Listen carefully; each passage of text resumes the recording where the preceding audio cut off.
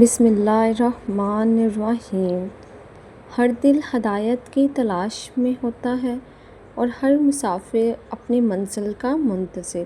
کبھی کبھی اللہ تعالیٰ ہدایت کا ذریعہ ایک چھوٹا سا خط بھی بنا دیتا ہے۔ آئیے شروع کرتے ہیں خط جنت کی 11ویں قسط۔ اگلے دن خاندان کی ایک خفیہ میٹنگ ہوئی۔ صرف عارف ملک، جو ابھی کافی حد تک صحت یاب ہو چکے تھے، دادی جنت، زارا اور زرون شامل تھے۔ زرون نے مکمل کہانی شروع سے آخر تک تفصیل سے بیان کی۔ دادی کی جوانی کی محبت سے لے کر کریم چاچا کی۔ عارف ملک یہ سب سن کر کچھ دیر خاموش بیٹھے رہے۔ ان کے چہرے پر صدمے اور غصے کی ملی جلی کیفیت تھی۔ میرا اپنا بھائی، انہوں نے آہستہ سے کہا۔ ان کی آواز میں دکھ تھا۔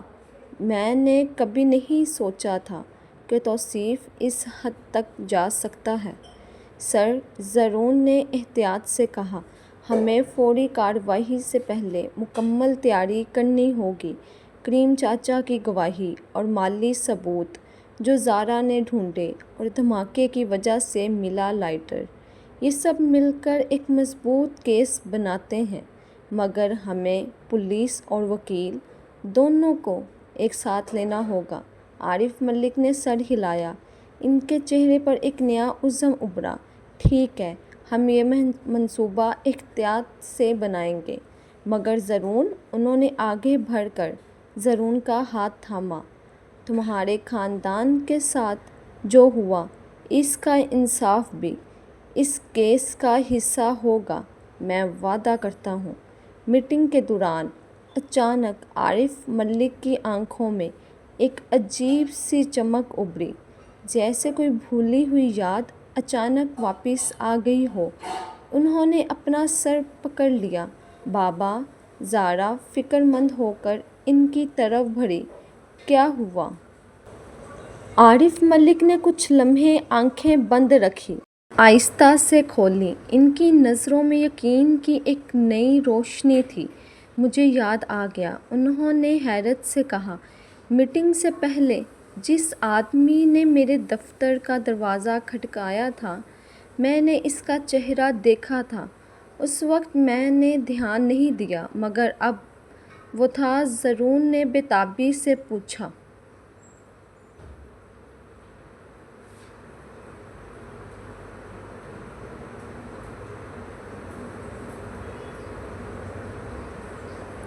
عارف ملک نے آہستہ سے کہا۔ ان کی آواز میں یقین اور غصہ دونوں تھے۔ وہ توصیف کا ذاتی ڈرائیور تھا۔ اس نے کہا تھا کہ توصیف نے کوئی اہم پیغام بھیجا ہے اور مجھے کچھ دیر کے لیے اپنے دفتر سے باہر بلایا، مگر جیسے ہی میں دروازے کی طرف بڑھا، دھماکہ ہوا۔ اگر میں پوری طرح باہر نکل جاتا، شاید میں بچ جاتا، مگر شاید یہ دھماکہ خود مجھے دفتر میں ہی رکھنے کے لیے ٹائم کیا گیا تھا۔ کمرے میں ایک بھاری خاموشی چھا گئی۔ اب کوئی شک باقی نہیں رہا۔ توصیف ملک نے نہ صرف مالی خیانت میں ملوث تھا، بلکہ اپنے ہی بھائی کی جان لینے کی سازش میں بھی برابر کا شریک تھا۔ دادی جنت نے آنکھیں بند کیں۔ ان کے ہونٹ خاموشی سے دعا میں ہل رہے تھے۔ یا اللہ، انہوں نے سرگوشی میں کہا، 50 سال پہلے جو ظلم ہوا تھا، اب اسے ختم کر دے، انصاف کو غالب کر۔ اگلے چند دن خاندان نے انتہائی احتیاط سے کام لیا۔ عارف ملک نے خفیہ طور پر ایک قابل اعتماد وکیل سے رابطہ کیا، جبکہ زرون اور جلال نے تمام ثبوت، کریم چاچا کی گواہی کی ریکارڈنگ، مالی دستاویزات اور دھماکے کی جگہ سے ملا لائٹر ترتیب سے جمع کیے۔ ہمیں یہ سب کچھ ایک ساتھ پولیس کے سامنے پیش کرنا ہوگا، وکیل نے مشورہ دیا، ورنہ توصیف ملک کو خبردار ہونے اور ثبوت مٹانے کا وقت مل جائے گا۔ مگر احتیاط کے باوجود توصیف نے کچھ عجیب محسوس کرنا شروع کر دیا۔ اس نے دیکھا کہ زرون اور جلال کی سرگرمیاں کچھ دنوں سے غیر معمولی طور پر خفیہ ہو گئی تھیں اور عارف ملک کی نظروں میں اب وہ پرانی محبت اور اعتماد نظر نہیں آتا تھا۔ ایک رات توصیف نے اپنے دفتر میں اکیلے بیٹھے شہزاد قریشی کو کال کی۔ اس کی آواز میں گھبراہٹ صاف تھی۔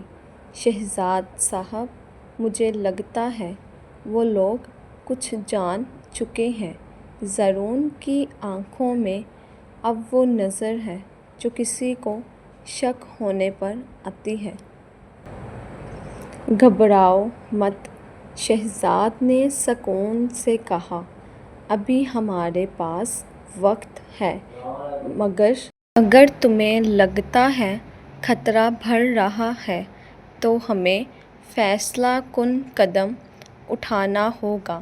زرون کو ایسے بدنام کرنا ہوگا کہ کوئی اس کی بات پر یقین ہی نہ کرے۔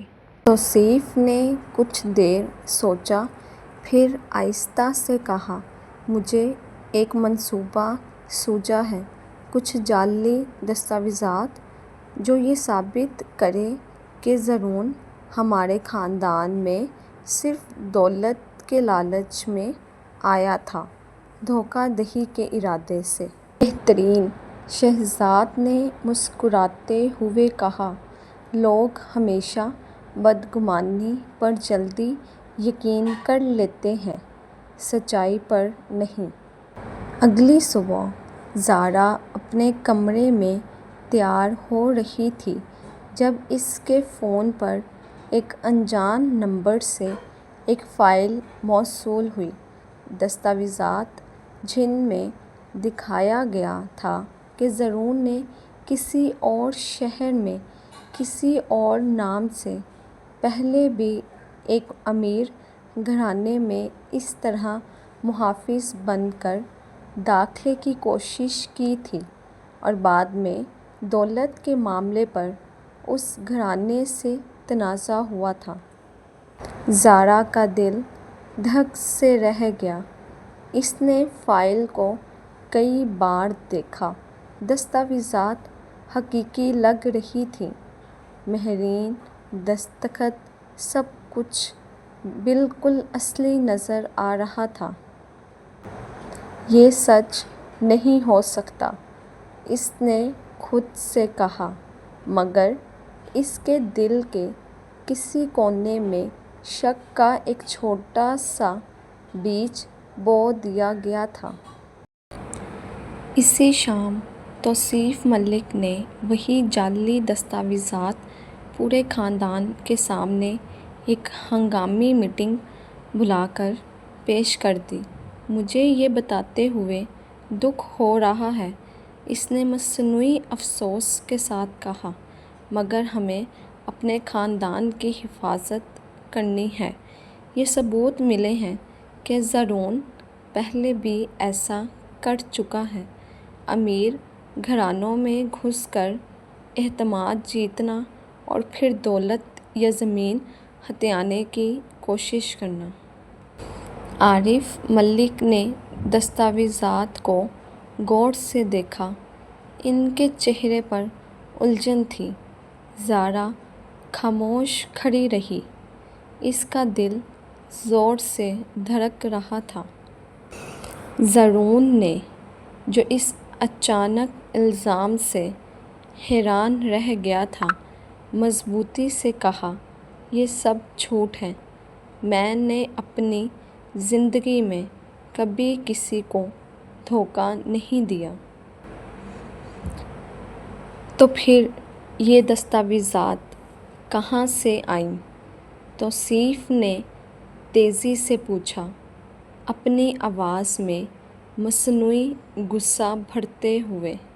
اس ہنگامے کے دوران توصیف نے پہلے سے ہی خاموشی سے پولیس کو بھی اطلاع دے دی تھی۔ جھوٹے دھوکہ دہی کے الزام کے تحت ابھی میٹنگ جاری ہی تھی کہ دروازے پر پولیس پہنچ گئی۔ زرعون ستارہ، ایک افسر نے پوچھا، آپ کے خلاف دھوکہ دہی کی شکایت درج ہوئی ہے، ہمیں آپ کو تفتیش کے لیے ساتھ لے جانا ہوگا۔ زارا بے اختیار آگے بڑھی، یہ سب جھوٹ ہے، میرے تایا جھوٹ بول رہے ہیں۔ ذرا پرسکون رہو، زرعون نے نرمی سے کہا۔ اس کے چہرے پر خوف کی بجائے ایک عجیب سا سکون تھا۔ اگر یہ اللہ کی مرضی ہے کہ مجھے اس امتحان سے گزرنا پڑے تو میں گزروں گا، سچائی آخر کار سامنے آ ہی جائے گی۔ پولیس زرعون کو ساتھ لے گئی۔ پورا خاندان دنگ رہ گیا۔ زارا کی آنکھوں سے آنسو بہنے لگے، مگر اس کے دل میں ایک آواز مسلسل کہہ رہی تھی، یہ سچ نہیں ہو سکتا۔ اس رات زارا اپنے کمرے میں تنہا بیٹھی، زرعون کی گرفتاری کی خبر سے دل گرفتہ۔ عائشہ اس کے پاس آئی اور اسے سہارا دیا۔ زارا، تمہیں اس پر یقین ہے نا؟ عائشہ نے پوچھا۔ ہاں، زارا نے فوراً مضبوطی سے کہا، اس کے آنسو صاف کرتے ہوئے۔ شروع میں شاید ایک لمحے کے لیے شک آیا، مگر زرعون کبھی جھوٹا نہیں ہو سکتا۔ میں نے اس کی آنکھوں میں سچائی دیکھی ہے، یہ سازش ہے، مجھے یقین ہے، اس کے کردار میں ایمانداری محسوس کی ہے۔ تو ہمیں کچھ کرنا ہوگا، عائشہ نے کہا۔ اس کی آواز میں عزم تھا۔ ہمیں اس کی بے گناہی ثابت کرنی ہوگی، اور جلدی۔ زارا نے آہستہ سے سر ہلایا۔